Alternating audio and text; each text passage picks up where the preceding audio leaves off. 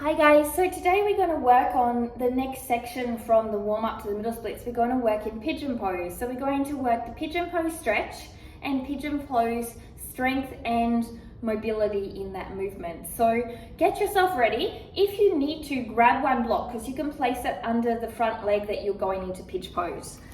Okay, so you're going to bring your leg into pigeon pose here. It doesn't have to be fully at a right angle here. The aim is to square off the hips here, right? Flex the front foot to protect it. Okay. From here, find your comfort. Sit up nice and tall. Flex the back foot and we're going to lift up for 1, 2, 3, 4, 5, 6, core is on, 7, and last one, 8. From here, you're going to untuck that back foot, bring your hands here, and you're going to move forward. Back is straight. 1, 2, 3, 4,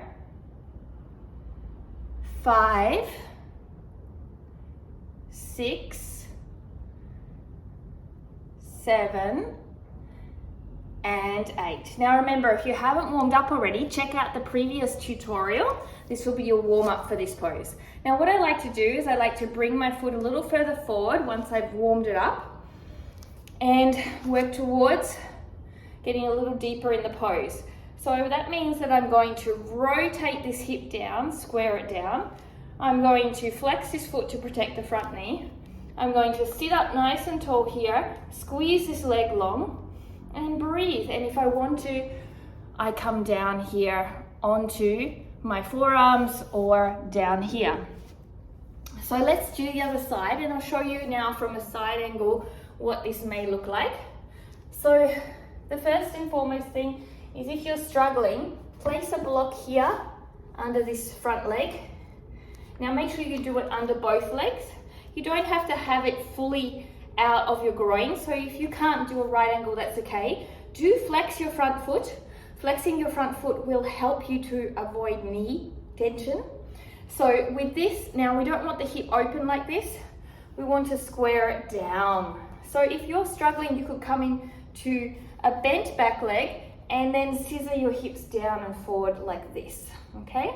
So you don't have to have a straight leg. So from there, choose where you are at.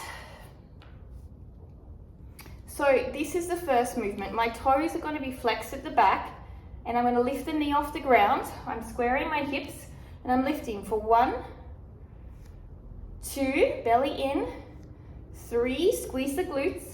You can come like this if you want, 4, or here, 5, 6, 7, so really pushing into the ground here, 8 to lift up. Now from here, make sure that you're still comfortable in your knee space. You want to square off even further. Really push this hip down. Hands come here, and you're coming down in a straight back, not rounded, and up. Squeeze the glute. 1, push down here to come up. Squeeze the glute. 2, 3, 4, 5, nearly there, 6, 2 more, 7, and 8. So from here, what I like to do, as I mentioned, is bring that leg out to the right angle. Only if I am comfortable, you can use the block underneath. Then extend this back leg back further, square off the hip. So you can see I'm activating the glute and pushing the hip down. I'm going to hold here for a moment. And then maybe I come down here and breathe straight back, or maybe I come all the way down.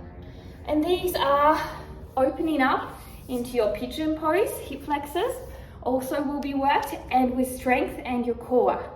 So remember, if you haven't done the first tutorial, I do advise you do that. That's the warm up. And then you can go into this one. So it's a building block onto this. The next one I'm going to build you is a little bit more into the hip space and how to move the hip space. So you can do all of these segments one at a time and build each week to building up to 3 in a row.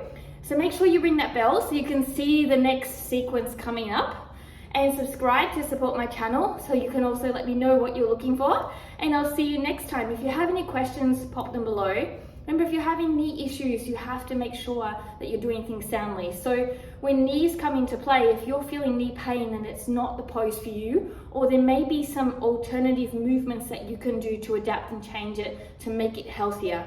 My yoga teacher actually got very injured with a knee when he was doing poses, and he thought he would never be able to do poses like this again, but over time and recovery and building awareness in his body, at over 50 years of age, he's doing the pistol squat and he's able to do lotus pose.